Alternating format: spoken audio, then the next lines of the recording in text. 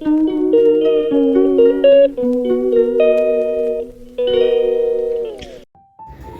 সকাল বন্ধুরা, আবার একটা নতুন ব্লগে নতুন দিনে তোমাদের সামনে চলে এলাম। আমি রিম্পা। দেখো, প্রথমেই সবজিগুলো কাটবো বলে রেখে দিয়েছি, দিয়ে রান্নাঘরে চলে এসেছি। রান্নাঘরের এই জানলাটা দিয়ে একটা ছোট্ট ভীষণ, কিন্তু বাচ্চাটা ভীষণ দুষ্টু, বাচ্চাটাকে দেখা যায় তো আমার বেশ ভালো লাগে, জানো তো। ওকে দেখতে দেখতে রান্নাটা করে ফেলি। তো যাই হোক, দেখো সবজিগুলো কেটে ফেলেছি। পনির কেটে নিয়েছি, একটু ভেন্ডি কেটে নিয়েছি, আলু, পনিরের জন্য আলু, এই সবজিগুলো কেটে নিয়ে এবারে রান্নাঘরে গুছিয়ে রাখছি, দিয়ে এবার রান্নাটা বসিয়ে দেবো।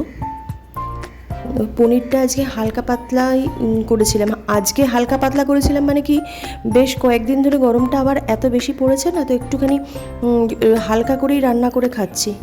তোমরা কে কে মানে বেশ পাতলা খাবার খেতে পছন্দ করছো এই গরমের মধ্যে, প্লিজ আমাকে জানিও। আমার কিন্তু স্পাইসি যে কোনো খাবারের থেকে হালকা খাবারটাই, শরীরটাও ভালো থাকছে তাতে, আর খেতেও ভালো লাগছে। তো আমি পনিরটা বসিয়ে দিয়েছি।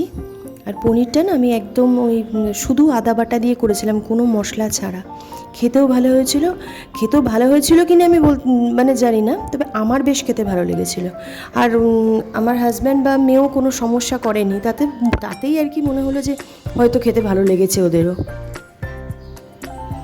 তো যাই হোক, তোমরা দেখতে থাকো আমার কাজটা। পনিরটা করে ভেন্ডিটা ভেজে নিয়ে, ওটা আর হয়তো দেখায়নি, দিয়ে ডাল করেছিলাম আর ভাতটা বসিয়ে দিয়েছিলাম। ততক্ষণ তোমরা দেখতে থাকো।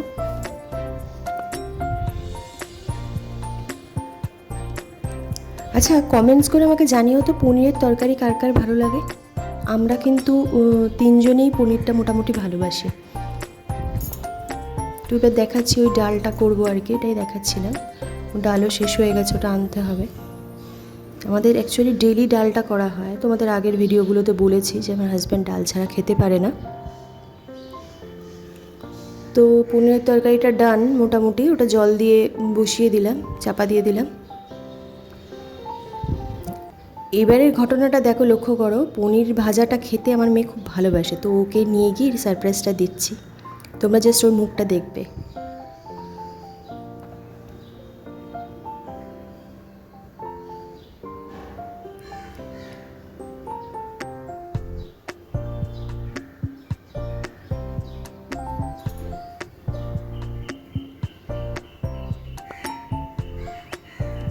দেখেছো কতটা খুশি হয়েছে।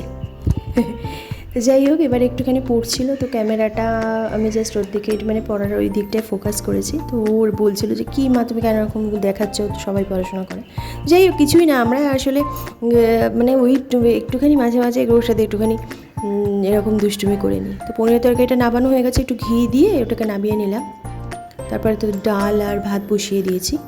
এরপরেই আমি স্নানটা সেরে নিয়ে পুজো করে দেখো লাঞ্চ সার্ভ করে দেবো। তারপরে একটা লং গ্যাপ ছিল, যে গ্যাপটা কারণ তোমরা আগেই বলেছি, তোমাদের সঙ্গে শেয়ার করেছি। তো ওই লাঞ্চটা দেখানোর পরেই আমার তো ওই লং টাইমটা থাকে গ্যাপের, কারণ আমি বেরিয়ে যাই। তারপরে ডিনারটাও সার্ভ করে দেবো, তোমরা দেখতে থাকো। ততক্ষণ সবাই ভালো থেকো, সুস্থ থেকো, আবার কালকে দেখা হবে।